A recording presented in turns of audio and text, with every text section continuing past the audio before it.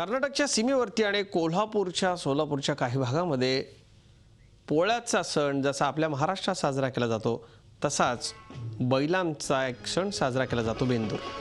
बेंद्राच्या सणाचा उत्साह आज कोल्हापूरमध्ये आणि सीमावर्ती भागामध्ये दिसून आला। या दिवशी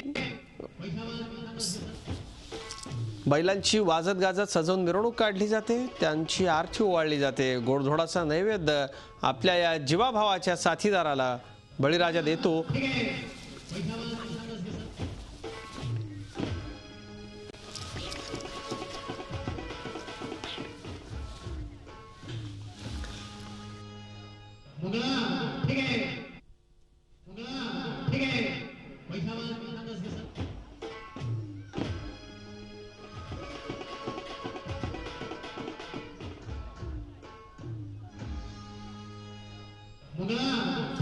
या सीमावर्ती भागामध्ये दिसून आला। बेंद्राच्या सणाच्या उत्साहाचा आढावा घेतलाय माझे सहकारी प्रताप नाईक यांनी। पाहूया।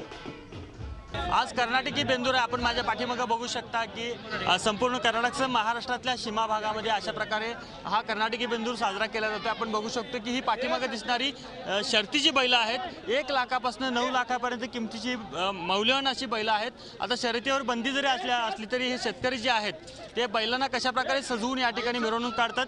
पाचगाव गावातील ही दृश्य आहेत। आपण बघू शकता पाठीमागे या बैलांना सजवण्यात आलेलं आहे, रंगवण्यात आलेलं आहे, त्यांच्या शिंगांना रंगण दिलेला आहे। त्याचबरोबर त्यांच्या शिंगांना मोरपंख लावलेला आहे, गळ्यामध्ये त्यांच्या गुलाबाचे पुष्पाचे हार घातलेले आहेत। आपण बघू शकतो की कशा प्रकारची प्रथा जमली जाते। पाचगाव मधले ग्रामस्थ आहेत, आपण त्यांच्याशी बोलूयात की नेमकी ही प्रथा काय आहे।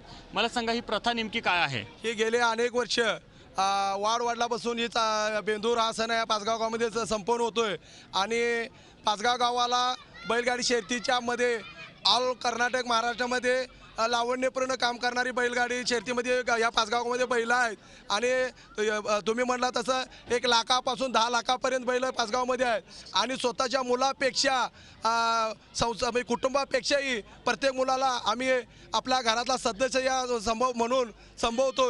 आणि आज आमच्या बैलगाडी शर्यतीची बंदी आली, ही शासनाने कुठेतरी या बैलांचा आमच्या कुठेतरी विचार केंद्र सरकारने आणि महाराष्ट्र सरकारने करावा। ही जी बैल आहेत, आता कर तोडण्याचा कार्यक्रम होणार आहे, नेमका काय असणार आहे तो कर तोडण्याचा कार्यक्रम? हा कर तोडण्याचा जो कार्यक्रम आहे फार पूर्वीपासून चाललेली आहे आणि पुन्हा एकदा या गावामध्ये जे गेले 10 वर्षे सातत्याने म्हणजे पोळ्याचा कार्यक्रम होता, खरं एवढा उत्साह होत होता आणि आम्ही सर्व ग्रामस्थांनी निर्णय घेतला की खरोखर बाबा हे आपण जेव्हा शेतीसाठी आपण बैलाचा उपयोग करतो।